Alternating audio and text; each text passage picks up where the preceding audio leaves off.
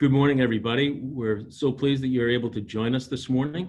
We are waiting for some additional attendees to join us, and so we will begin our program in just a few minutes. So we thank you for your patience, but in particular, we want to thank you for joining us for this very important discussion this morning. So please stay tuned, and we will be back to you in just a minute or two.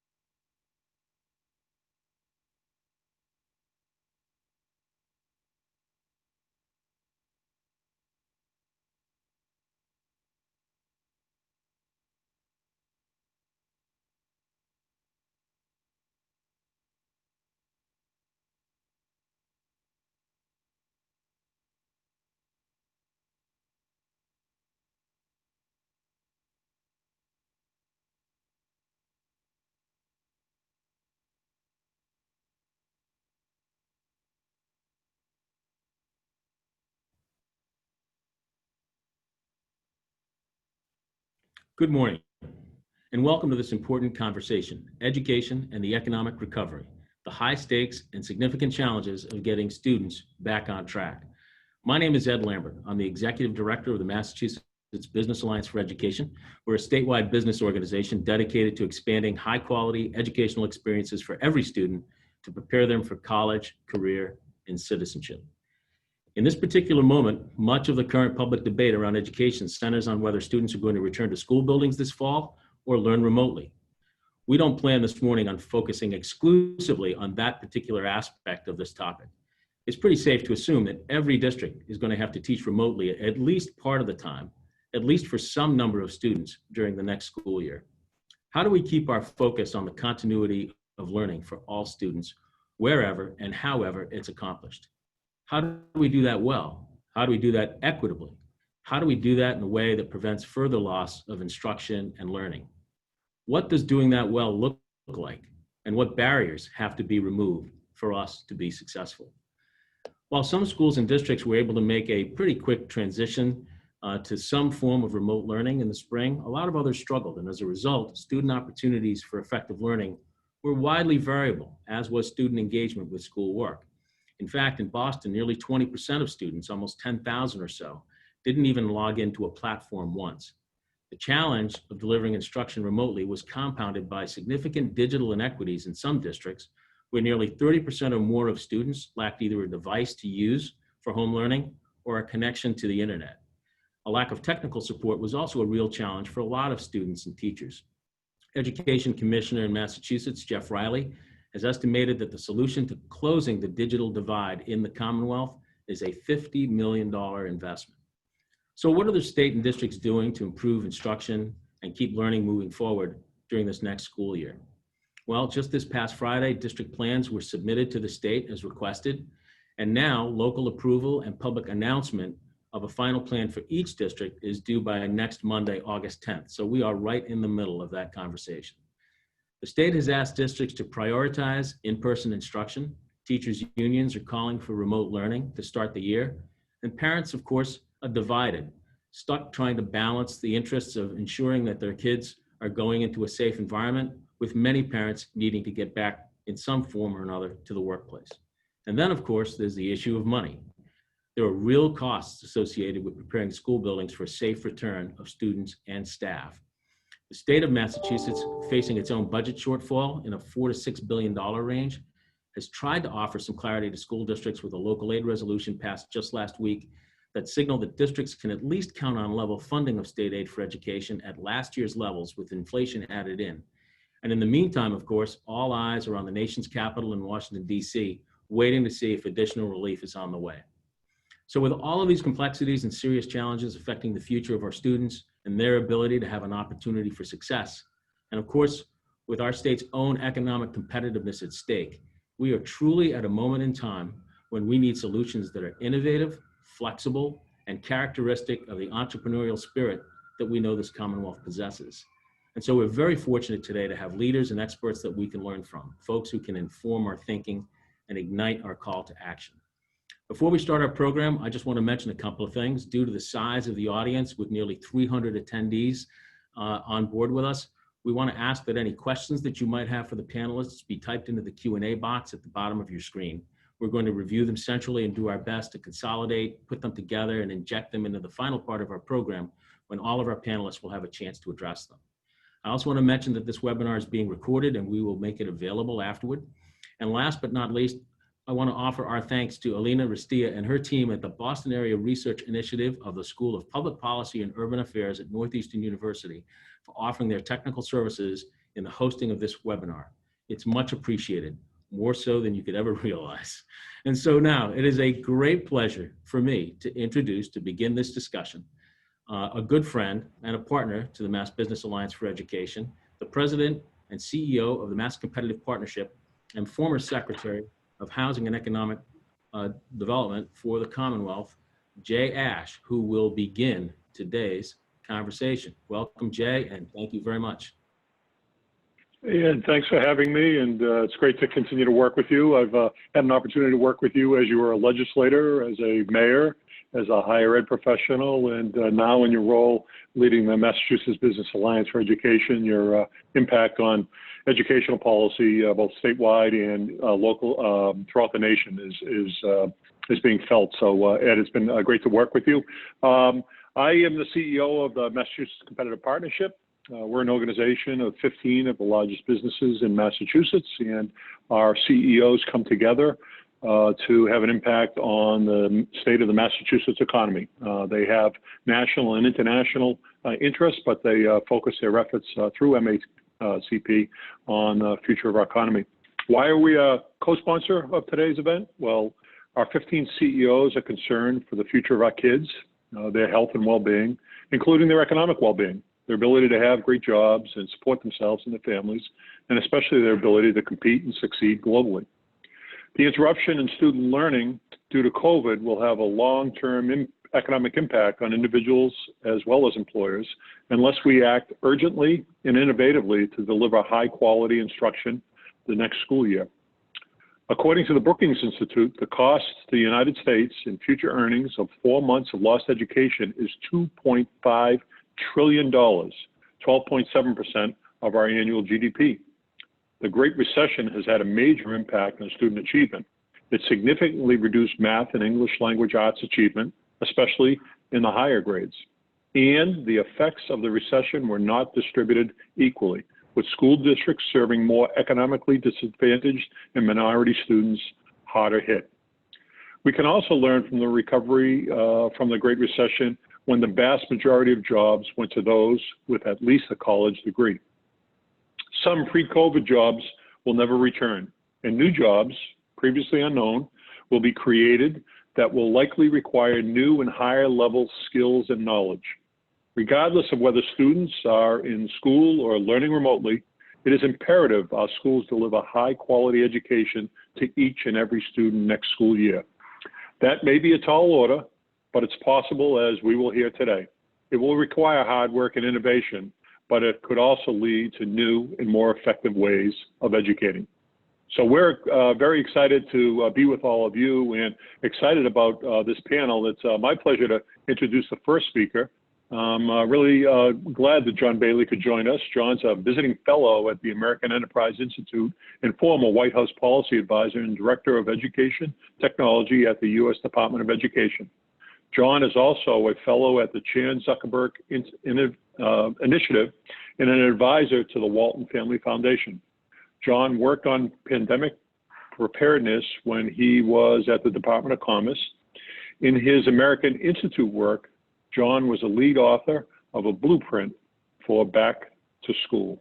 I would also note that John has some experience around here in Massachusetts. He's an alumnus of the Harvard Kennedy School's senior executives in state and local government programs. He received his BA in International Studies from Dickerson College. John, it's great to have you, and I'm going to turn this over to you. Wonderful. Thank you. And thanks to everyone today for tuning in to this and for this conversation, especially so early in the morning. So hope you have a good cup of coffee or surviving the storm. And I am just going to share a couple slides that are meant more to just help set the table for what I know is going to be a really great conversation and discussion a little bit about what is the path ahead for us. Let me just share my slides here. What I want to do is just talk over, first of all, the blueprint that was just mentioned. Lead author is a very generous title. I mean, this was an incredible collaboration amongst 21 different former officials spanning federal government from the Clinton, Bush, and Obama administrations.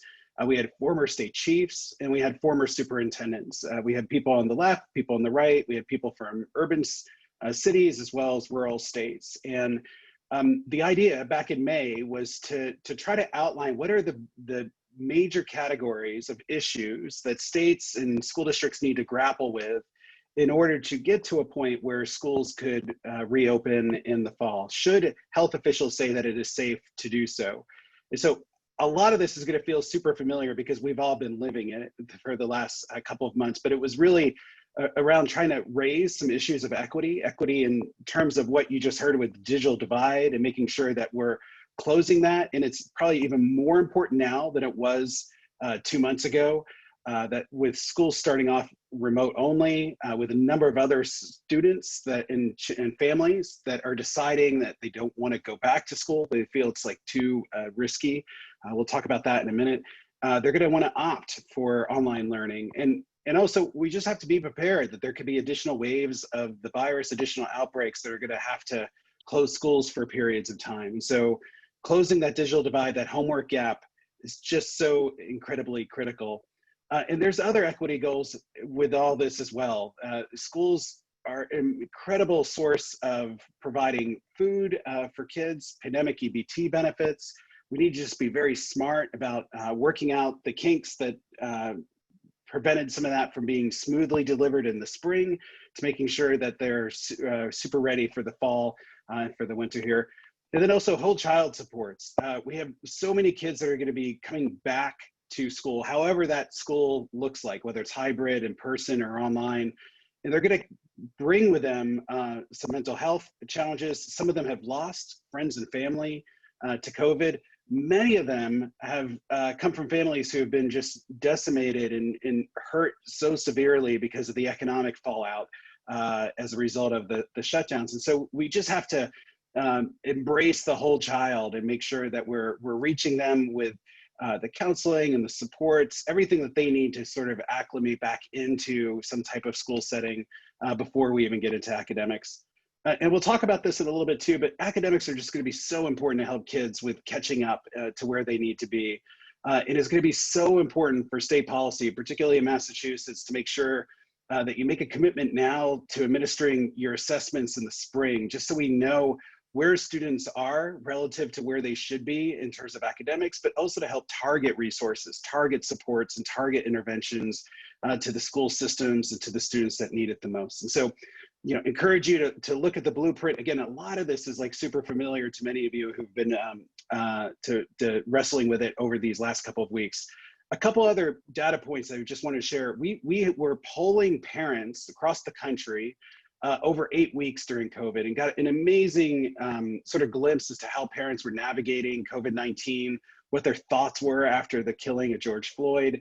But we also began asking them in June, when do you feel like it's safe to send your kids back to school? And we saw a very early warning sign that parents were nervous.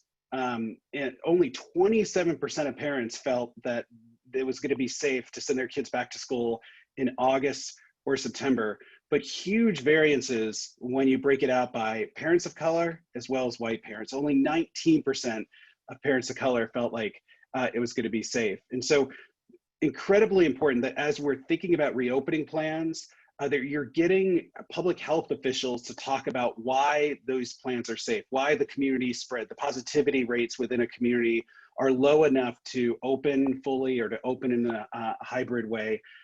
It turns out from what we learned from this polling, the parents are looking towards state health officials, public health officials, more than they're looking to education officials to say that something is safe. And so that makes a lot of sense, but it means you need your own Dr. Tony Fauci saying that, yes, these plans are safe to open up. But as you heard with the homework app and with remote learning, it's going to be so critical that we get remote learning and online learning better this coming fall. And this is a survey from Learning Heroes of parents. Parents are craving interaction. They want not just kids watching videos, the pre-recorded videos on their screens at home. They want live interaction with teachers. And we saw the same thing with the survey that we were doing with parents. And when we asked which of the options would be most helpful for schools to offer, 41% said live online classes with teachers. And so that makes sense. We all just were thinking that when you go to remote learning, online learning, that it's going to be a lot of Zoom, a lot of interactive sessions like we're doing today. But what we're finding is that that's not the lived experience for a lot of kids. And in fact, the Census Bureau has been doing this amazing household pulse survey where they've been asking parents weekly, out of the last 7 days, how much live contact, so this isn't even instruction, this is just live contact that a student has had with their teacher. What you can see is that between April 23rd and May 5th, it was averaging less than 4 hours per week of live interaction. And so Massachusetts, I highlighted there, you're a little bit above average with 4.2 hours. High was Rhode Island, low was West Virginia with less than 2 hours per week. But we just need to do more. We just know that the kids are not learning if they're just watching videos, that we need to make sure that teachers are interacting with them and it's live as much as possible. The learning loss, which was talked about as part of the setup for this, and is just something that's going to be so critical. The chart on the left comes from Opportunity Insights, which is based up at Harvard as well as with Brown.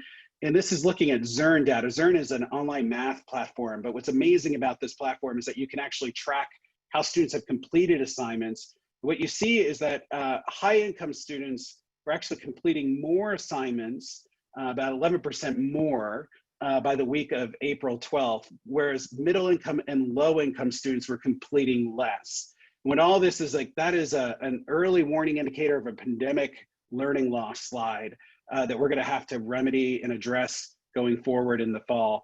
And then you can see the chart on the right is some estimates McKinsey has provided, where in terms of the average months of learning loss for Black students and low-income students, it could be what we think of as just 2 or 3 months in the spring. Actually, from an instructional standpoint, could be 10 months, even a year of lost learning. So incredibly important that we quickly diagnose students with those challenges and get them differentiated instruction as soon as possible. We also asked this as part of our poll about what parents think their children might need some additional help in. Math was off the charts, but you could see huge differences between urban, suburban, and rural areas, but math was lighting up as an area of additional concern. And then lastly, and then I'll turn it back over, but we're also seeing parents giving incredible amounts of permission to school systems to think differently going forward. We kept asking, over the course of the 8 weeks, like in their views, do parents want schools to go back to normal as quickly as possible, or do they want to use this as a chance to rethink how we educate students in a more equitable way, in a more deliberate student-centered way? And what you'll see is that every week we ask this question, parents are giving permission for school systems, for leaders like yourself, to think differently about how we educate students going forward. And so that is our challenge, that is our charge. It is not easy. I don't want to ever sort of suggest that this is easy. And you all are on the front lines of leading this and making some of the hard decisions. And I know we're gonna have a great conversation about it. So I'll turn it back to, do I turn it back over to you, Ed? I'm here with you, John, and thank you very much. That was Right. terrific. I can't wait to forward some of the questions that your presentation has provoked. So thank you very much. It's now my great pleasure to recognize that in this era when the issue of resources is an ever-present one in these discussions, that we have one of the national experts on how school resources are used. Education Resource Strategies is a nonprofit that helps states and local districts address the issue of resources. And their CEO and president, Karen Hawley Miles, is with us. So Karen, thank you very much and welcome. There you go. Thanks. Thanks, Ed, and good morning, everyone. Tricia is going to be flipping my charts for me. Before I jump in, I just want to give you a sense of where I'm pulling these insights from. Basically, since March 16th, we have been scrambling along with the rest of the nation's school leaders to figure out how to adapt what school looks like, both for remote in the spring, but we wanted to get ahead and say, what would it look like in the fall? So on a weekly and biweekly basis, we've been meeting with networks of chief financial officers and superintendents of school districts around the country, learning from them, kind of living with the incredible challenges and stresses that they're facing. The second thing I want to highlight is that we've been working also since this period of time with the Council of Chief State School Officers to create school reopening models that that build on what John Bailey shared around the blueprint and get quite specific around the models for staffing, scheduling, and budget that could work in various contexts and scenarios. And so based on that, I'm going to address two questions. You can flip, Trish. The first is, what are the predominant comeback models that folks are considering, and what are the challenges associated with those? And then where will districts need help to promote equity and transformation?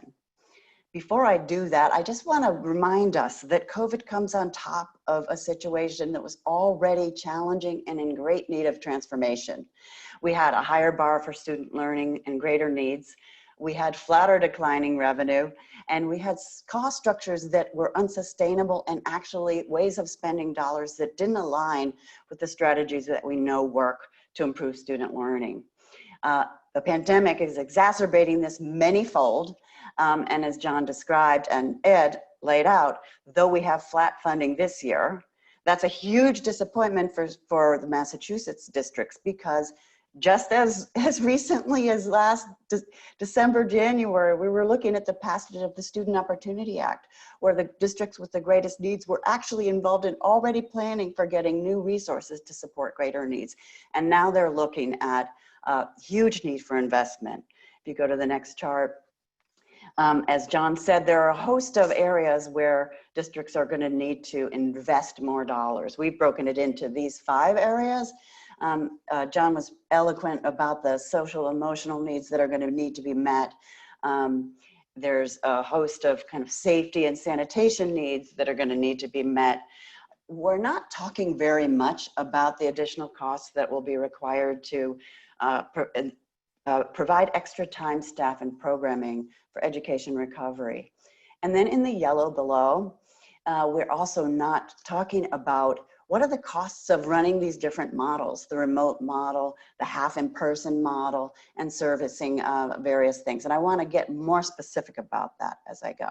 If you go to the next slide, Ed shared a little bit about what's going on with DESE, and you probably know a lot about this. But one thing I want to highlight is that just in this past week, the commissioner added 10 days for teacher planning at the beginning of the school year. So this means that the time requirements for schooling in the coming school year have been reduced from 180 right now, that was pre-pandemic, to 170 days.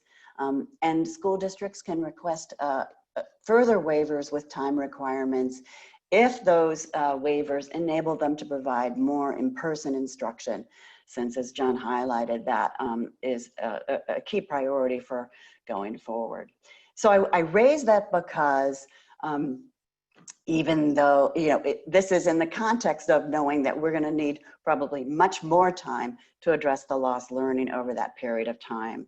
So we're going to have to figure out, right, how to do so much more with less and how to organize differently. So this means that if you go to the next slide, we're going to have to plan for 3 types of comeback models. The in-person, which we hope that all students get to sometime in this coming school year.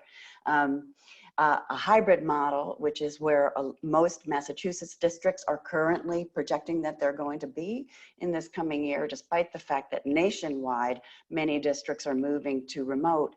The plans that DESE has received has most districts using some hybrid version where students are attending school in person and remotely based on an established schedule.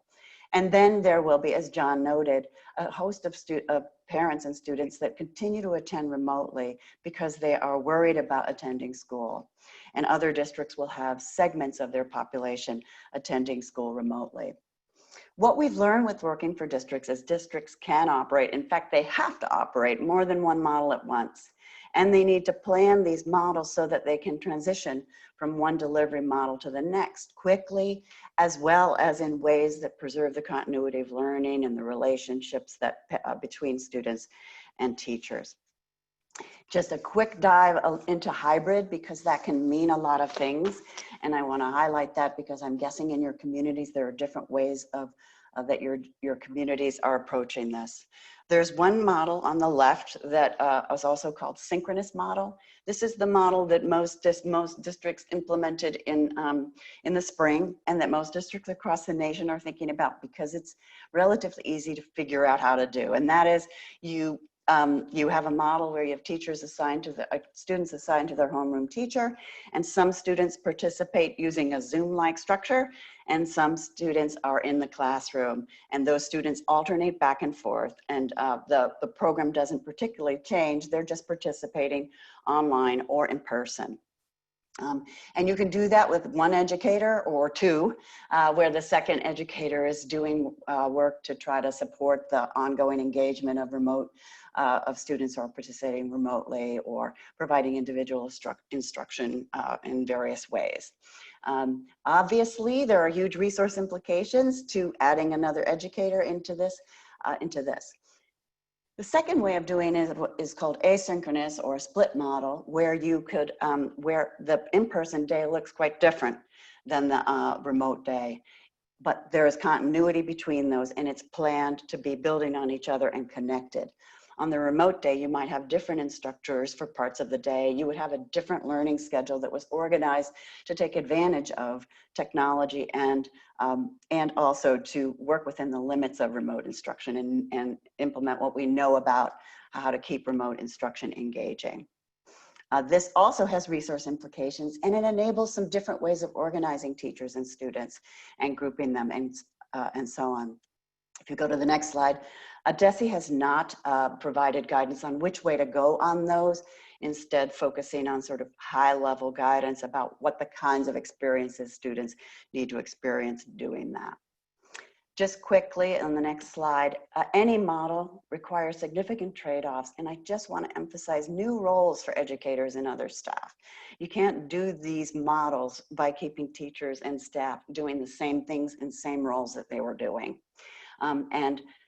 We can figure out ways of providing more students in person and customized instruction if we think differently in these 3 big areas. One is for remote instruction. There are times of the day where you can increase the student-teacher ratio. As John Bailey said, we don't want to use videos all day long. In fact, we want to have smaller group instruction and even individual attention and time for conferences. That can only happen by changing up who does what when and the group sizes all over the day. There are lots of variations in how you can rotate students through a hybrid model, which that we can share a lot more information on. And then finally, I can't emphasize enough that there will be a need to use teachers and staff roles very differently going forward. Schools may choose to only have a limited number of subjects. The coverage for planning time and lunch will not be needed for the remote students. So there'll be ways of employing folks in employing the adults that Massachusetts schools have in different ways to target individual attention. And the one thing I do want to note is that Massachusetts schools are almost uniquely blessed, along with some other Northeastern schools, in the numbers of staff and educators that are in schools. So what will districts need help in to promote equity and transformation? Responding to this moment will require engagement of all sectors over years, not months. We're not going to figure this out and catch every kid up and figure out how to do individual attention over the fall. It's going to be years to figure this out. I want to highlight a couple things, though, that are not getting enough attention as we look across the country and here. The first I want to call out is responding to daycare needs on remote days or for fully remote learners, and for teachers who have to be in school when their own children may be participating remotely or in hybrid models. There are communities around the country that are really thinking hard about how to provide monitoring, like adding a position called monitors, remote monitors that are helping doing that, thinking about how to engage folks that from all over the community in supporting this work. And then focusing on the last one here, community partnerships. There are all sorts of ways in which we see communities rallying around schools to provide support that they've needed all along, but also to provide additional support that's going to be required here. Highlighting things like there will be subjects that don't get prioritized in the same way, like art, music, and PE. And there will be a need for extra support around keeping kids at grade level. And then finally, this moment raises the potential and the urgency for key resource shifts that schools that accelerate learning for all students already employ. We've known and we see in schools that reach high learning standards for all students that they optimize and differentiate instructional time and attention. And they do that by thinking really differently about how they use time and how they group students and teachers. We've seen in those same grade schools that teachers team and work together and play very different roles that leverage their expertise and knowledge and allow different levels of responsibility. And then finally, we see these schools integrating student supports and interventions in ways that we're going to have to do almost immediately this fall.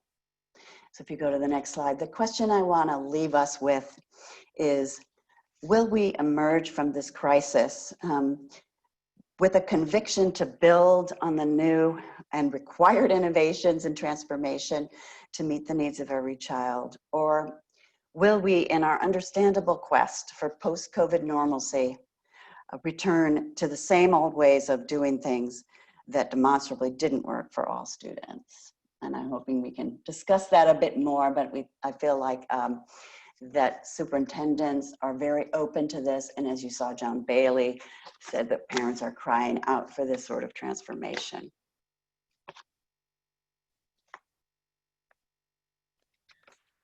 Karen, thank you very much. That was great and terrific, and we look forward to the next part of the conversation with you. You've prompted a good number of questions, and I just want to point out that a lot of the Q&A has involved asking whether or not slides will be available, and with the permission of the presenters, we will make them available on the MBAE website at mbae.org. And let me just repeat too that the entire webinar will be recorded and available, and we'll send information about that as well. It's a great pleasure for me to introduce our third and final presenter, someone who's no stranger to Massachusetts or the national stage.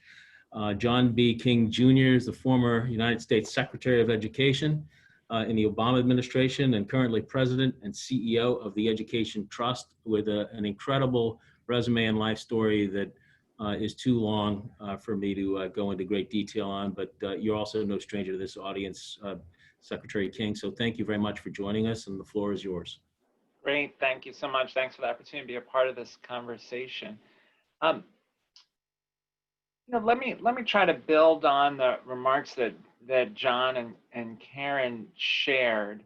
At the Ed Trust, we are very focused on closing the opportunity gaps that lead to achievement gaps. We're very focused on making sure that low-income students and students of color have equitable access to opportunity. And so when we look at the impact of COVID, we see the disastrous equity consequences that COVID-19 has had. We see that in the health disparities. Black and Latino folks are 3 times as likely to get COVID, twice as likely to die from COVID when they do. We see disparities in the economic impact.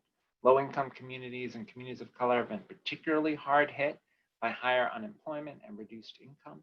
But we also see this in an education context. Just to underscore 3 points that John and Karen made, we know that there are many students who are hungry. There are 14 million children in the country who are food insecure. A recent survey showed 40% of Black and Latino families are struggling to reliably get food to their kids. So we know that part of our context here is that schools have to be a part of making sure kids are fed. We also know there's been real academic loss. John referenced the McKinsey study that showed an average of 7 months of learning loss for students as a result of the school closures from this spring, 9 months for Latino students, 10 months for African American students.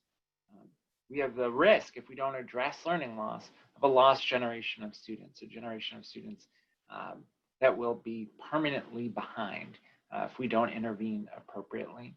And we know there was a real socio-emotional toll of isolation from school.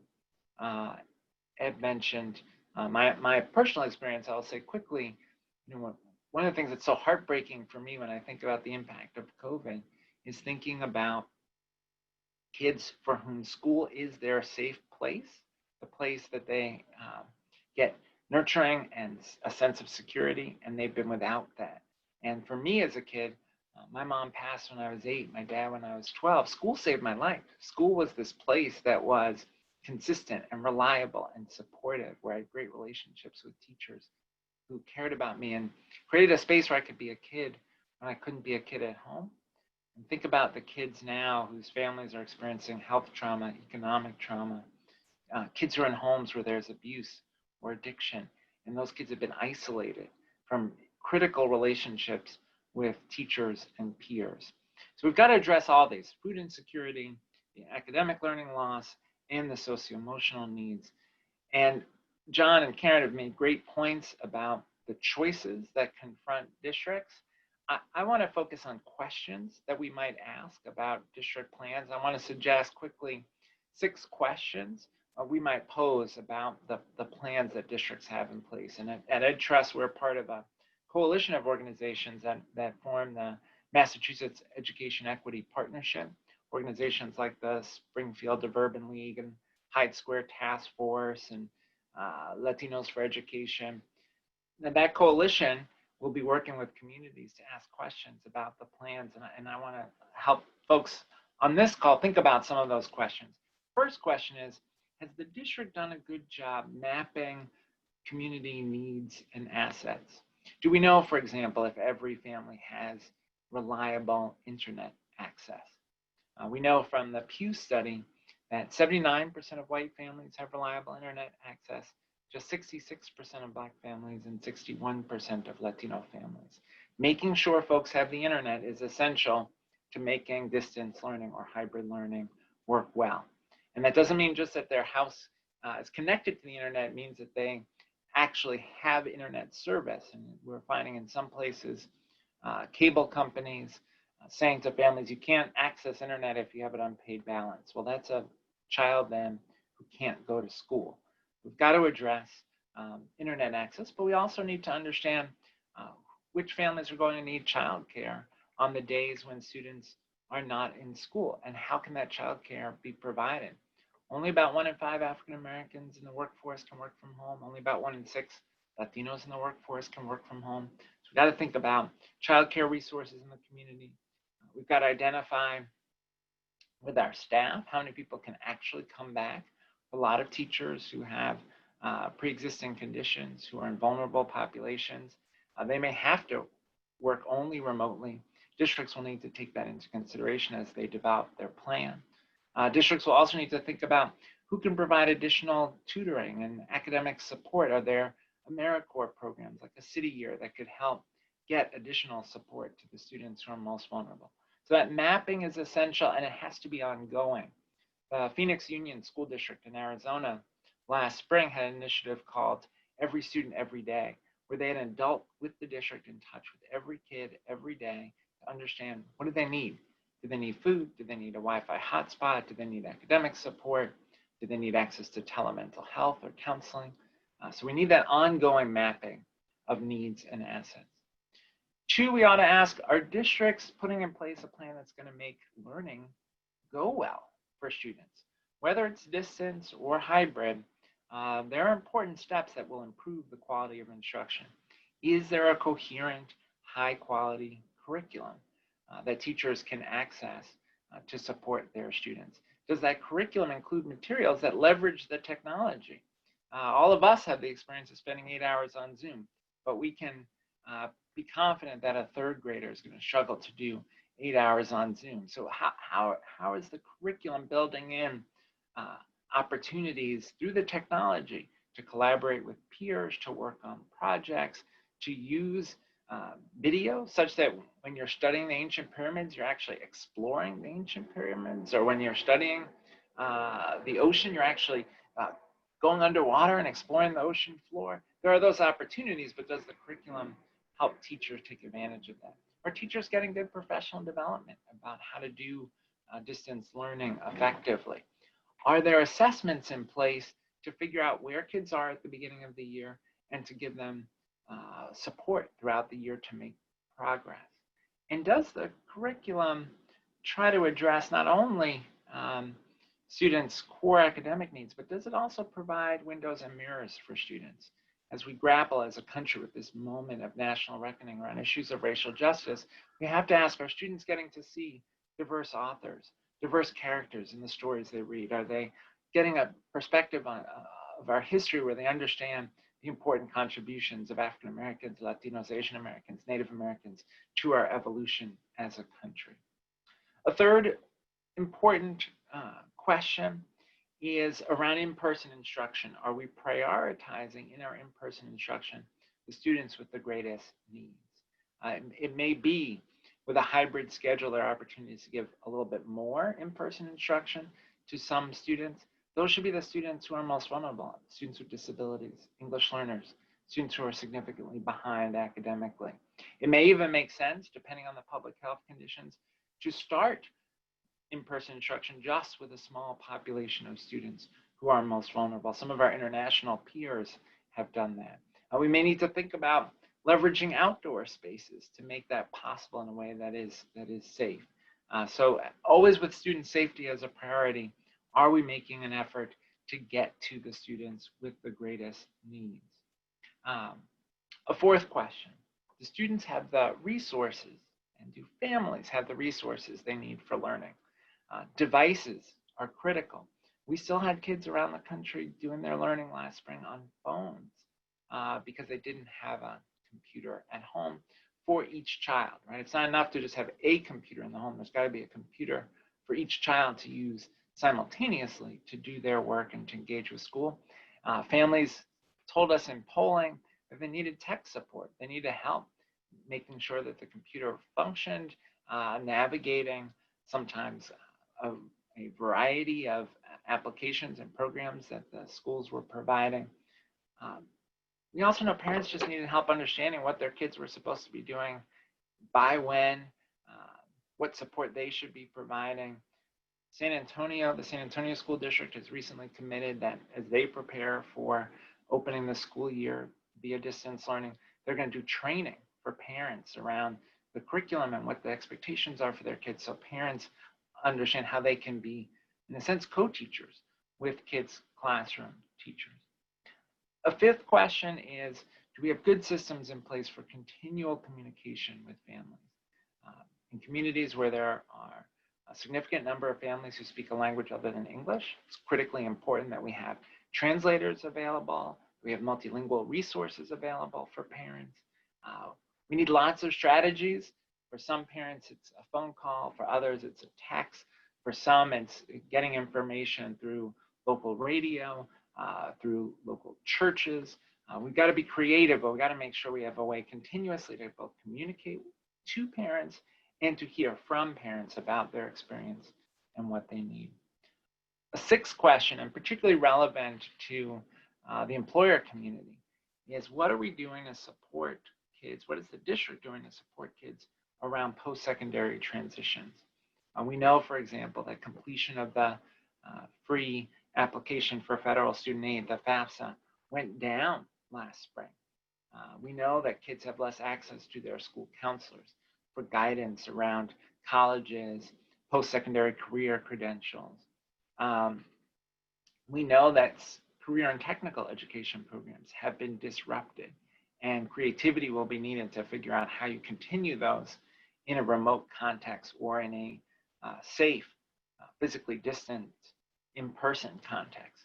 So we've got to make sure that districts have a good plan around that. They have a plan for communicating regularly with their seniors and juniors about the college admissions process, about post-secondary credentials, that they have a plan for supporting the CTE programming throughout the school year, even if they're in a remote or hybrid context.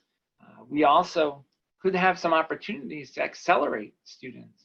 I think about Northern Virginia Community College, which use their federal stimulus dollars to offer free community college courses to all high school juniors and seniors in their region this summer. Certainly there are many seniors in high school who might benefit from dual enrollment opportunities this school year. And since both their high schools and the community colleges are likely to be online, that could be a great opportunity to accelerate their learning. So these are all important questions. I think there's an opportunity for the business community and other civic leaders to really help school districts think through these really challenging questions in this incredibly challenging moment. So I look forward to our discussion. I'm grateful that folks have made time this morning to think together about how we best support public education in Massachusetts. Mr. Secretary, thank you very much. And you and all three of the panelists have given us some great opportunity to consider some of these important issues, and we're going to do our best to try to get to as many questions as possible. There is some overlap, but there are some great questions, and we really do appreciate that. We're joined by all three of our panelists, and I will put these out there. Feel free to respond to something either you see in the Q&A, or I will pose these more broadly, and we can just follow up. John Bailey, I was struck by the percentage of parents surveyed who said they were looking for something different, with almost a hitting of the reset button, which is counterintuitive, I would think, at a time when there's just really so many frightening things happening in the world that folks might want to just kind of go back to the way things were. But there seemed to be some level of either dissatisfaction or at least desire to do something different. And so I'm going to merge two pretty important aspects of this. Not only what does it mean for how we change teaching and learning going forward? Is this the right moment to do it? And then, of course, how does assessment fit into that? What should assessment look like when kids get back to school? Diagnostically, formative assessments, statewide standardized assessments. And so I know that could lead us down a whole bunch of paths, but I want to maybe try to ask John if you could lead on that, and then let's talk about what we should be thinking about doing differently, and how do we assess student progress and our own progress in terms of assessing the plans we put in place. Thanks. It's two great questions. On the first, on the parents, like I'm not sure entirely. Like one of the limitations we had with this type of survey was the lack of ability to sort of probe deeper. But what was striking to me was like it was consistent across all those 8 weeks that we asked the question. Some of it, I think, and this is just my sort of guess, is that COVID has done a lot for many of us. Like it's caused us to go back and sort of ask fundamental questions about ourselves, our relationships, and schools. And it's, I think, the same way that Secretary King was talking about how George Floyd's death prompted sort of a reckoning and a reawakening around racial issues. I think the closing of schools prompted a reawakening with parents about what is it that schools provide. And like all of a sudden people became super appreciative of all the struggles it takes to do homeschooling, and teachers became these heroes on the front lines because they understood what teachers were dealing with every single day when kids were in the classroom. It made them appreciate it more. So there's that. The second is that I think parents are just highly anxious about the learning loss and about their kids falling behind. I'm seeing this anecdotally with just the amount of Facebook messages coming in from parents not involved in education reform, but we saw this in the poll results too. And as a result, like they want to see a system that works better going forward, better for their kids, better for other kids that have been underserved for so long. So that's my best guess as to what was going on there. On the assessments, I don't think there's like going to be one answer on this. I think there's going to be several answers. You heard all of us were agreeing that the social emotional learning is going to be so critical. That's like one battery of diagnostic assessments. CASEL has some great ones. There's other ones out there too. There's going to be diagnostic learning assessments that can be used early in a school year when it's appropriate. But also, these state assessments are just so critically important for us to help as a system of identifying where the system is not serving students well. And the problem is we can't wait to the spring to just sort of administer the assessments. We have to begin thinking about that now, Right. because there's going to be there likely will need to be accommodations. We may have to deliver those online. We may have to deliver the assessments through longer testing windows.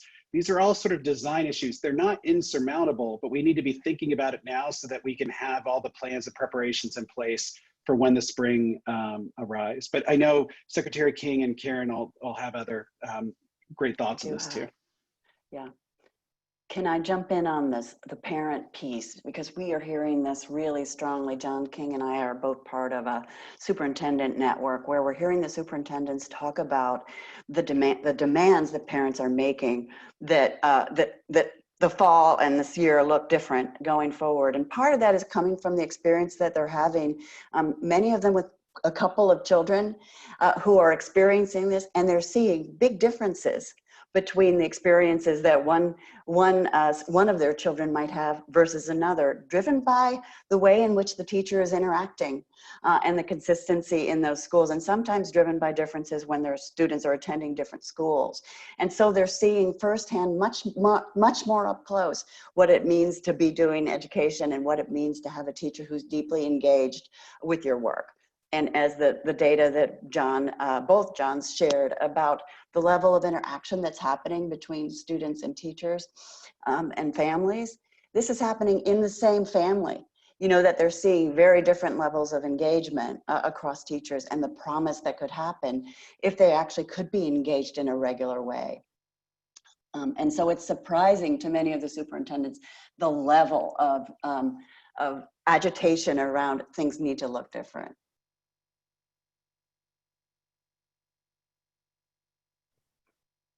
Mr. Secretary, do you have any thoughts on this as well? I mean, those are very thoughtful points from John and Karen. I would just say that when we did polling of parents, what we saw was this real fear about learning loss and whether their kids were going to fall permanently behind. And I think it's incumbent on us as a community of civic leaders to convey a sense of urgency. I'm a little bit worried that because so much of the conversation, certainly politically and certainly nationally over the last few weeks, has been about all the logistics of school reopening, we haven't had enough conversation about the thing school does, which is provide learning experiences for kids. Yeah. And so I'm hoping that this is a community that can put pressure on folks to refocus on how we're going to make sure kids are learning this year. How are we going to make sure that kids have strong relationships with adults at school this year? And that requires real thoughtfulness. I have a 9th grader. She's about to go to high school for the first time. Montgomery County schools won't open till January at the earliest. She's going to be in class with students and teachers she has never met in person. our only relationship with them will have been constructed virtually. We haven't had that before. We have to figure out how to make that actually work well for kids. And so I'm hoping that now that we know we're either going to be distance or hybrid in most places, folks will really dig in on these questions of how do we make kids' experience good. Thanks, Mr. Secretary. And that sets up my next question very well. If we are indeed going to be remote or hybrid in most places, let me try to wrap a few questions into one. With a desire for as much live instruction as possible, there are definitely mental health implications potentially associated with increased screen time. So how does the push for more live instruction, more screen time, square with some of the social emotional needs? Are there data privacy issues for students, privacy issues for teachers and staff? Karen, you mentioned that there are some communities thinking about remote monitors. Can you be more specific maybe and mention some of those by name? Are they in Massachusetts, if you know? Yep. What are some of the issues related? And I saw one of the questions in the chat too. What is the expectation around a teacher who may have to do both in person and remote? How can that conceivably get done? So there's a whole series of questions, but yeah, just quickly, this is why the model of having one teacher on the Zoom with kids, you know, some kids home and some kids in school presents so much challenge, is that it's incredibly difficult for a teacher to manage. And live instruction isn't staring at a screen and watching somebody teach a lesson. It is being able to interact around the information and do work around that. And so the way that's happening in places that are organizing remote instruction well is through small group and individual attention that's happening. It's through even student projects where they're getting together and doing book groups and appointing different monitors to do that work.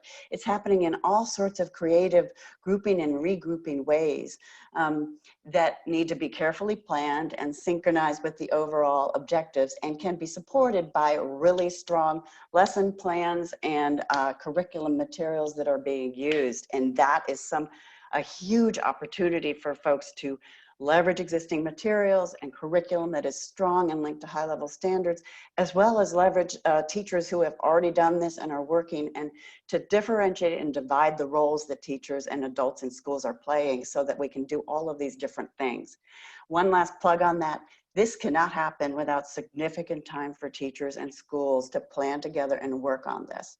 So one other question I would add to John's list of questions is, you know, we're adding 10 days to the beginning of the school year for teachers to do this work in Massachusetts. Is there a way we can compensate somehow with student learning time? But all the plans going forward have to include continuous time for teachers to plan and learn how to do this work together, or it is not going to happen, because the sorts of things I'm describing are big departures from the way that school is currently organized.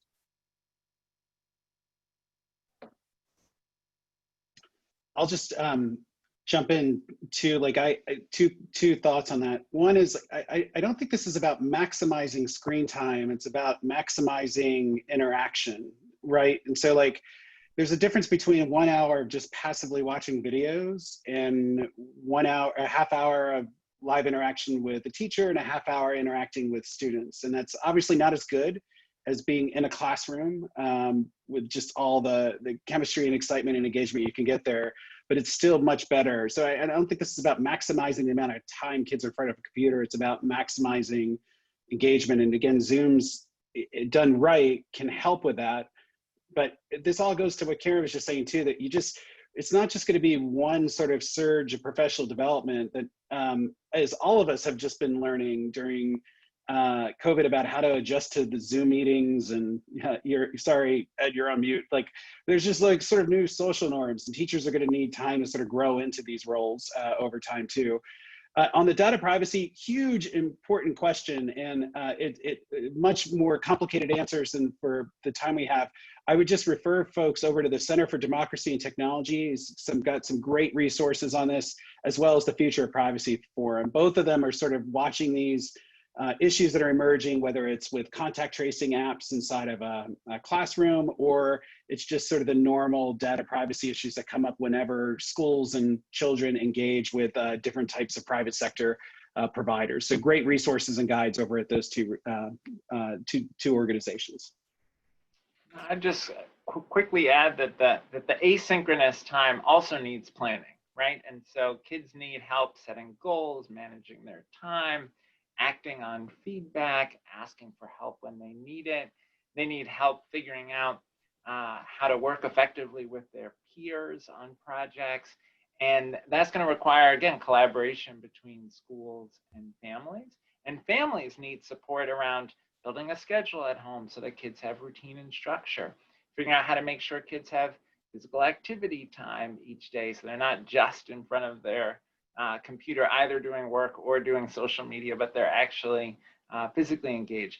Making sure that there's a family plan around reading and talking with kids about what they're reading. Family time around creative activities, right? Making sure that kids are doing some art or poetry or music making or something that is that is going to feed that creative side that may be missing when school is just remote. We are at our time, but I would love to ask maybe one or two more quick questions in fairness to our attendees that I can maybe get out there. And the first of these is, we obviously are living through a period when it's important for us to root out systemic racism wherever it may be. And one of the questions that we have is, what will we do specifically to abolish policies and practices that have historically been demeaning and punitive for our students of color? Well, look, this is a moment where I think people have to bridge the gap between rhetoric and reality. So every business, foundation, school district, higher ed institution practically put out a statement of solidarity with Black Lives Matter. But this is where the rubber meets the road. Are folks creating diverse learning communities? Are they hiring diverse teachers and principals? Are the boards of foundations and corporations diverse? Are the C-suites diverse? Right? If they're not, then I don't know if the Pledge of Solidarity means that much. Does the curriculum, as I mentioned, provide windows and mirrors for kids? There's a recent study that showed that some elementary reading curricula have more animals as characters than people of color. And if that's the case, if you haven't taken a hard look at your curriculum, I don't know if your statement means that much. If you have huge disparities in discipline and Black and Latino students are disproportionately suspended from school and their experience of school is a hostile environment, I don't know if your statement of solidarity means that much. If you're a higher ed institution and you don't have Black students on your campus, you don't have Latino students on your campus, what really did your statement of solidarity mean? Right? You need to show a real commitment to diversifying your student body. So this is a moment of truth, I think, for folks around those pledges of solidarity. Thanks, Mr. Secretary. It's a great point. And let me then lead that to maybe our last question as we talk about issues of justice and equity, this digital divide. Do we have the capacity nationally to solve it? Are we looking at state by state resolution of these issues? Or is there really a national requirement for all of us to step up? And I noticed in the Q&A a shout out for universal Wi-Fi from educational leader Pam Ettinger from Bunker Hill Community College as a K through 16 necessity. Can we do it? And what steps do we need to take to get it done? We're the wealthiest country in the world. Of course we could do it. I was on MSNBC the other day and they had me respond to a segment about Estonia, because in Estonia, they've managed to get to virtual universal access to devices and internet. And the host said, how is it possible that we are behind Estonia? Admittedly, Estonia is a small country, but we have the capacity to deliver on internet access. There's a bill in Congress Senator Markey's been leading on, that's $4 billion for expanding the E-rate program, which is a way to fund school districts to get internet access to kids and families. There's a similar bill focused on higher ed. Folks like Pam know well that there are a lot of community college students who don't have reliable internet access. There's a bill Congresswoman Eshoo and Senator Klobuchar have on that. So Congress needs to help here, but we ought to have this New Deal moment. You know, maybe it's because I was a history teacher in Boston and I think about it this way, but you know, in the New Deal, there was a realization that electricity was essential to economic recovery. And so you had things like the Tennessee Valley Authority to ensure that folks had electricity. We need that kind of commitment to the internet. I have a piece in EdWeek this week with the FCC Commissioner, Rosenworcel, on this exact point. We need a collective commitment to internet access for all kids and families. Yeah, I just want to double down on that. Like it's this, out of all the challenges we faced during COVID, this is actually one of the easiest. Like we know it's so much easier to sort of identify these families that need help. We know what the cost is. So it's just a matter of about budget and about priorities. And I just want to agree with Secretary King. This is a role for the federal government. Like schools, students are in this place because of guidance from the federal government that states have implemented to close schools, that are open them up in a way that relies on internet and broadband. And in the same way that the federal government has surged capacity to hospitals to respond during the COVID peaks and in the surges of case with ICUs and ventilators, we need that same sort of surge capacity for schools to make sure that they the kids have broadband and the teachers have broadband. But like I would even argue that for Congress, there's bigger benefits from connecting low-income families, because it is, yes, the kids get to participate in learning, but it's also the primary way families are going to get a lot of healthcare access through telemedicine. It's the primary way that families are going to get access to government benefits, that because they can't go physically to government offices, they have to instead apply online. And so, you know, at this time, like having an emergency pandemic broadband connectivity initiative just makes sense, given the fact that we're all told to shelter in place and access everything online. And the moment you do that, you're disenfranchising huge groups of people. And this goes right back to the racial equity issues that you had just asked Secretary King about, that we just cannot keep disenfranchising communities just because they don't have a computer and they don't have broadband. So this is like super, this is possible to solve. It just requires political leadership to solve it and to do it quickly. And that's like lacking in DC right now. Thanks. I'm going to ask one last question. I'll ask it's kind of like the lightning round. If you can each quickly give me your best quick answer to this. What can we do to identify the superstars that are innovating around all of this and facilitate cross-district and even cross-state sharing and collaboration? Who wants to go first?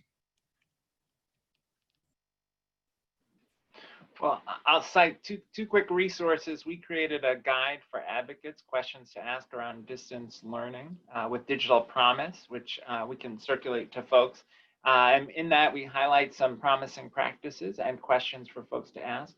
We also have a podcast that we did, Extraordinary Districts in Extraordinary Times, where we looked at districts that have been successful in improving performance for low-income students and students of color, and asked them how they are navigating this moment and this period of distance learning.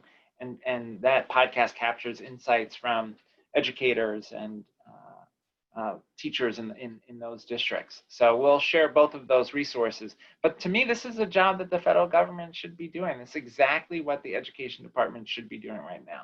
Lifting up great examples, helping people learn from best practices around the country. Yeah, and I would just add to that, I do think, you know, educators right now are flooded with, you know, hundreds of emails a day sharing different examples of what they should do or what they should be thinking about. We also are collecting models that we draw from to create more standardized models. Those are all on our website, and so and doing that on an ongoing basis that we're doing. What we find though is that the way folks engage with that is in person.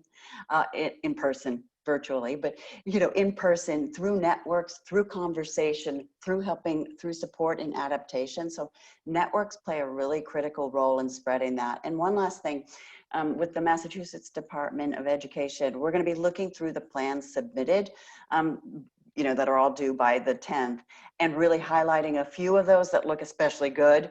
And so hopefully we'll be able to do that as well, and especially good around a number of the dimensions here, equity dimensions, instructional dimensions, all of these different things. So hopefully we'll be able to share those back out and continue to share. One last thing I want to say, this is not done in the fall or August 10th. This is an ongoing thing that we're going to be working on to try to figure out how it happens over the year. Every week, we're going to be making new changes. So it's an ongoing conversation. It's a great question and great answers. I would just encourage two other things. One, keep talking to students. Students are going to be super able to tell you what's working and what's not. And they're also going to tell you of the rock star teachers that are just adapting to this medium well. And so listen to students, listen to parents. The second thing is it was a bit of inspiration that came from Success Academies in New York City. They had this very interesting approach that I think resonates here, which is that instead of asking every single teacher to be like the Zoom all-star instructor, what they did is they identified their best instructor, made that person the lead lecturer, and then it actually freed up the other teachers to do sort of more one-on-one or small group interactions, where it took all the pressure off from having to perform on live interactive video and instead just relate to kids in groups of 3 or 4 or 5. And that might be one of the paths going forward, to take the best of the best that are doing the lecturing and the teaching, and then give room and flexibility and honor to the small group engagement with kids too. So that's just like another idea from that. But thanks so much, Ed. Terrific answers. Thank you all very, very much. I want to thank all of our panelists for a great conversation. I want to thank all of our attendees for joining. We will make the resources and the recording from this available on the MBAE website at mbae.org. I want to thank everybody not only for attending today, but for what we are all going to collectively need to do together to move forward. The responsibility for getting this right doesn't fall just with educators and with teachers and principals. It falls to all of us. And MBAE will be working with the Mass Competitive Partnership and other business leaders to support and be part of that conversation to improve the quality of life for all residents of the Commonwealth. Thank you all so very, very much. And we look forward to what the next several weeks and months will bring. Be well. Thanks so much. Thank you.